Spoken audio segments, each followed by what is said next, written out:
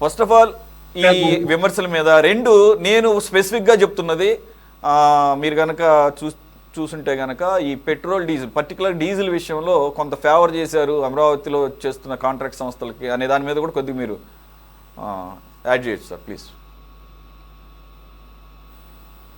ప్రభుత్వంలో పరిపాలన చేస్తున్నప్పుడు కొంతమంది అధికారులు ఏంటంటే ఓవర్ యాంగ్జైటీ కూడా ఫీల్ అవుతారు, ఏదో జరిగిపోతుంది ఏదో చేయాలి అనేది. దానికి తోడు కాంట్రాక్టర్లు అంత వాళ్ళని తక్కువ అంచనా వేయడానికి లేదు, ఏదైనా మేనేజ్ చేయండి. ఇక్కడ చంద్రబాబు నాయుడు గారు రివ్యూ చేస్తున్నారు ఈ పెట్రోల్ డీజిల్ యొక్క దాని మీద. రివ్యూ చేస్తూ ఉండగానే ఆయన నోటికే రాకుండా ఆ పెట్రోల్ ఆ డీజిల్ డైరెక్ట్ గా అవుట్లెట్స్ నుంచి వాళ్ళకు ఇవ్వాలి అని చెప్పి, అంటే కాంట్రాక్టర్లకు ఒక ఆదేశాలు ఇవ్వడం అనేది అది ప్రజలకు ఇబ్బంది పెట్టడమే కదా. ఎలా ఇస్తారు వాళ్ళు అవుట్లెట్స్ నుంచి? మీరు ఏదైనా ఉంటే కేంద్ర ప్రభుత్వం నుంచి పర్మిషన్ తీసుకొని హోల్సేల్ దగ్గర నుంచి పర్చేజ్ చేసుకొని మీరు అక్కడ పనులు చేస్తే బాగానే ఉంటుంది. తెలీదా మీకు? ఈ రీటైల్ లో అంత గందరగోళం ఉంది, కార్లు క్యూ ఉన్నాయి, స్కూటర్లు క్యూ ఉన్నాయి, ఇబ్బంది పడుతుంటే వాళ్ళ దగ్గర నుంచి ట్యాంకర్లు మీరు ఎత్తుకుపోవచ్చు అని చెప్పి ఒక ఆర్డర్ ఇస్తే కేంద్ర ప్రభుత్వం అది తెలుస్తూనే దాన్ని ఆపేయండి, అలా చేయడానికి వీల్లేదని కూడా ఆదేశాలు ఇచ్చింది కదా కేంద్ర ప్రభుత్వం. అంటే ఇక్కడ సరే మనము అందులో రేటు అదే రేటు కొన్నారా, ఎక్కువ రేటు కొన్నారా అన్నది అది తర్వాత అంశం. ముందు ప్రజలకు ఇబ్బంది పెట్టే చర్య తీసుకోకూడదు. అయితే ఇక్కడ గమనించాల్సింది ముఖ్యమైనది ఏంటి, కాంట్రాక్టర్లు ఏం ఫీల్ అయిపోతారు, డీజిల్ దొరకకపోతే వాళ్ళు ఇక్కడ పనులు జరుగుతున్నాయి, అక్కడ చాలా ఫాస్ట్ గా వాటర్ అంతా పంపింగ్ చేస్తున్నారు మోటార్లు అన్నిటితో కూడా. అలాగే వెహికల్స్ కూడా డీజిల్ కావాలి, అది లేకపోతే పనులు ఆగిపోతే మే పోయి జూన్ వస్తున్నది, వర్షాలు స్టార్ట్ అవుతాయి, మొత్తం పనులన్నీ ఆగిపోతాయి. సో అక్కడ నీడ్ అనేది ఉంది, ఎవరు కాదంటారు, ఆ పనులు కూడా జరగాలి. కానీ ఎందుకు అలా తొందరపడి, ఇప్పుడు ఈ రీటైల్ అవుట్లెట్స్ తో పనే ఉందండి, హోల్సేల్ అవుట్లెట్లు తీసుకుంటే అయిపోతుంది. అది దానికి ఆర్డర్ చేయాల్సిన అవసరం కూడా లేదు, ఇన్ఫ్లుయెన్స్ చేస్తే చాలు, కాంట్రాక్టరే ఇన్ఫ్లుయెన్స్ చేసి తెచ్చుకోగలుగుతాడు.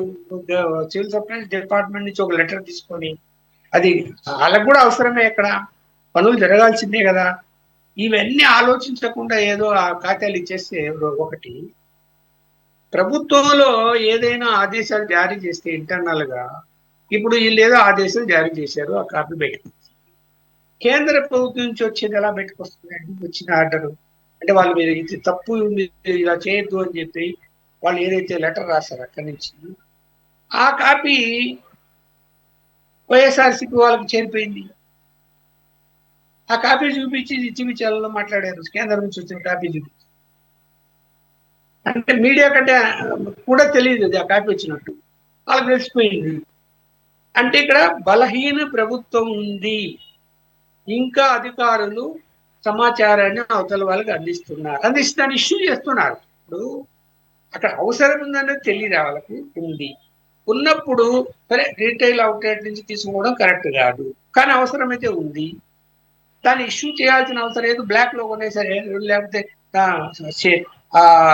సేమ్ రేట్లకే వాళ్ళకు ఇవ్వాలి అని అన్నప్పుడు బయట అయితే ఎక్కువ రేట్ పెట్టాలని, ఏది ఎక్కువ రేట్ ఎందుకు పెడతారు బయట? ఇప్పుడు హోల్సేల్ అవుట్లెట్ లో తీసుకున్నప్పుడు కూడా అదే రేటుకి ఇవ్వాల్సిందే కానీ ఎక్కువ పెట్టారా? ఎక్కడుంది రూల్ అక్కడ ఎక్కువ పెట్టాలని?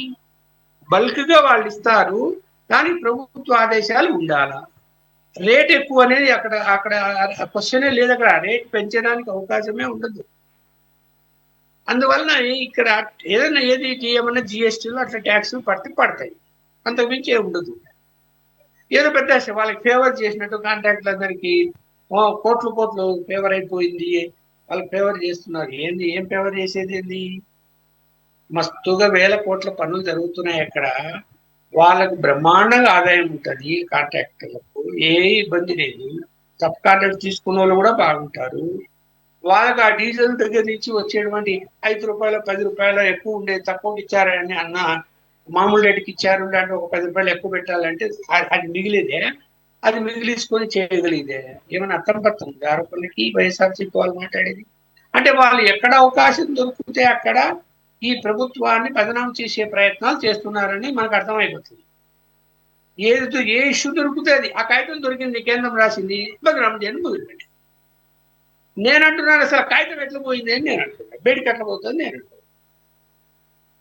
మరి ఏం చెప్పాలి చెప్పండి, నువ్వు చౌదరి గారు చెప్పాలి. మరి ఏంటి ప్రభుత్వ పాలన ఎలా ఉంది? అంత బలహీనంగా ఉంటే ఎట్లాగా సార్? కేంద్ర ప్రభుత్వం నుంచి వచ్చినటువంటి ఆ లెటర్ని అడ్డం పెట్టుకొని మిస్ఇన్ఫర్మేషన్ని, అంటే ఎక్కువ రేటు బల్క్లో ఎక్కువ రేటు కొనాల్సి వస్తుంది కాబట్టి కాంట్రాక్టర్లకి లబ్ధి చేకూరే విధంగా ప్రభుత్వం పనిచేస్తుంది అనేది దాన్ని అడ్డం పెట్టుకొని ఈ రకమైన మిస్ఇన్ఫర్మేషన్ ఇస్తుందని అనుకోవాలా? అక్కడ ఏమీ లేదు, ఏమీ లేదు అక్కడ అసలు. సార్ మరి అలాగే దాంతో పాటుగా ఈ ఆయనకి Economic Times reformer of the ఇయర్గా వచ్చిన దానికి దీనికి లింక్ చేస్తూ ఇటువంటి చేసే అతనికి ఏ రకంగా అవార్డు ఇస్తారని చెప్పేసి విమర్శనాత్మకంగా సీనియర్ జర్నలిస్ట్ లాంటి కేఎస్ఆర్ అండి, ఆయన ఆ రకంగా చెప్పుకుంటాడు కదా, చెప్పుకుంటూ ఏముందండి, సర్వీస్ పరంగా అయితే సీనియరే కానీ చెప్తారు. ఇప్పుడు వాళ్ళు బరి తెగించి ఉన్నారు, ఏది దొరికితే దాన్ని ఇష్యూ చేయాలని ఉన్నారు, ఈ ఇష్యూ చేస్తున్నారు. టీవీ ఛానల్ సొంత ఛానల్ ఉంది. జర్నలిస్టులు కూడా ఏంటంటే మంచి చెడ్డ ఏం ఆలోచించడం లేదు, అందులో పనిచేసేవాళ్ళు బురద చల్లడమే ఇంపార్టెంట్, చల్లేస్తున్నారు. అది ఇప్పుడు ప్రాక్టికల్ గా ఆలోచించాలి కదా. సరే, ఆ లెటరు రీటైల్ అవుట్లెట్ నుంచి తీసుకోపోండి అనేది అయితే తప్పు. నేను కూడా అక్కడ ప్రజలకు ఇబ్బంది పెట్టేటువంటి అంశం అది. అలా తీసుకెళ్తే అక్కడ అమ్మకపోతే రోజువారీ పనులు చేసుకునే వాళ్ళ స్కూటర్లు, బండ్లు, ట్రాక్టర్లు, లారీలు వాళ్ళు ఎట్లా బతుకుతారు అక్కడ? అది అక్కడ కాదు తీసుకోవాల్సింది. స్టాక్ పాయింట్స్ ఉంటాయి, అక్కడి నుంచి తీసుకోవచ్చు. మీరు స్టాక్ పాయింట్స్ ఆర్డర్ ఇవ్వాలి డిపార్ట్మెంట్. అయ్యా బాబు, ఇక్కడ నీడు ఉంది, వర్షాలు వస్తున్నాయి, ఆ పనులన్నీ ఆగిపోతాయి, ఎక్కడ మీరు ఇదిగో 2 లీటర్ల వాళ్ళకి అవసరం ఉంది, మీరు వెంటనే ఇష్యూ చేయండి అంటే ఆ విషయం అసలు సీరియస్ అయ్యేదే కాదు. ఇప్పుడు వాళ్ళు ఇవాళ 5,000 లీటర్లు ఇస్తాము, రేపు 10,000 లీటర్లు ఇస్తామని వాళ్ళు హోల్సేల్ వాళ్ళకి స్టాక్ను బట్టి కేటాయిస్తారు. ఒకేసారి ఇవ్వకుండా పనులు నడుస్తుంటాయి, పనులు ఆగకుండా తెచ్చుకుంటారు పోయి. ఇదేంటి రీటైల్ ఎదగోండి అనేసరికి అది ప్రజలకు ఇబ్బంది పెట్టే అంశంగా కనబడింది కదా. దాన్ని అడ్డం పెట్టుకుని ఏం చేస్తున్నారు, ఆ సెంట్రల్ గవర్నమెంట్ ఆ లేఖ రాసింది కదా, అలాంటి పని చేయొద్దని. సో దాన్ని అడ్డం పెట్టేసుకొని ఇక ఆరోపణలు చేశారు. అది కాదండి, తీసుకున్నారు. ఇప్పుడు అక్కడ వాళ్ళు బయట బ్లాక్ మార్కెట్ లో కొనాలా కాంట్రాక్టర్లు అనుకున్నామండి. బ్లాక్ మార్కెట్ అంత సులభంగా వీలవుతుందా ఇప్పుడు ఉండే పరిస్థితుల్లో?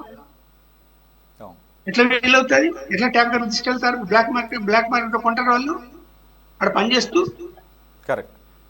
పెట్టుకుంటే కొంటారా? ధైర్యం చేసి ఎట్లా కొనరు? ఎట్లా కొంటారు? కొని వాళ్ళు ఇప్పుకుంటారా మధ్యలో? ప్రభుత్వాన్ని చెప్తారు, అయ్యా మా దగ్గర మాకు డీజిల్ కావాలి, లేకపోతే పంపులు ఆడవు పనులు నడవవు, ట్రాక్టర్లకు కావాలి, లారీలకు కావాలి, అన్నిటికి డీజిల్ కావాలి, లేకపోతే పనులు ఆపేస్తామని చెప్తాను కూర్చుంటాడు వాడు. మీరు ఇప్పియండి అంటాడు. అంతేగాని మరి ఏమైనా అర్థం పడుతుంది దానికి? రైట్, మంచి పాయింట్స్ చెప్పారు, చాలా విపులంగా చెప్పారు. ఎందుకంటే నాకు కొంత కన్సర్న్ అనిపించింది, అది ఏ రకంగా దాన్ని తిప్పారు అనేది మీరు చెప్పిన దాని ప్రకారంగా. యాక్చువల్లీ నేను కొద్దిగా వ్యతిరేక భావంతోనే ఉన్నాను, ఇది అన్యాయం కదా అని చెప్పేసి. కానీ దాంట్లో ఉన్న మతలబు మీరు తేల్చి చెప్పారు. బాజీ గారు, కంక్లూడ్ చేద్దాము. ఒకటి, మీరు ఫస్ట్ ఈ విజనరీలు, రీఫార్మర్లు వీటి గురించి ప్రపంచమంతా రకరకాల సందర్భాల్లో, అలాగని మనం భుజాన్ని వేసుకోవాల్సిన అవసరం లేదు. అక్కడ ఆ సంస్థలు వారి ప్రతి సంవత్సరం వారి కార్యక్రమంలో భాగంగా అవార్డులు ప్రకటిస్తుంటే అలాగే ప్రకటించారు. చంద్రబాబు నాయుడు సీనియర్ కాబట్టి మేబీ జగన్మోహన్ రెడ్డి గారు కూడా మేబీ ఫ్యూచర్లో ఆయన కూడా వస్తాయేమో తెలియదు కదా మనకి, ఆయన 5 ఇయర్స్గా చేసింది. మరి ఆ రకంగా ఉన్నదాన్ని సీనియర్ జర్నలిస్ట్ లాంటి వాళ్ళు తమ పత్రికల్ని టీవీలను అడ్డం పెట్టుకొని అలాగూ వ్యంగ్యంగా ఒక సమస్యని ఇంకో సమస్యతో వీటన్నిటికీ లింక్ చేసేసి నెగిటివ్ ప్రచారం చేయడాన్ని ఏ విధంగా చూడాలి?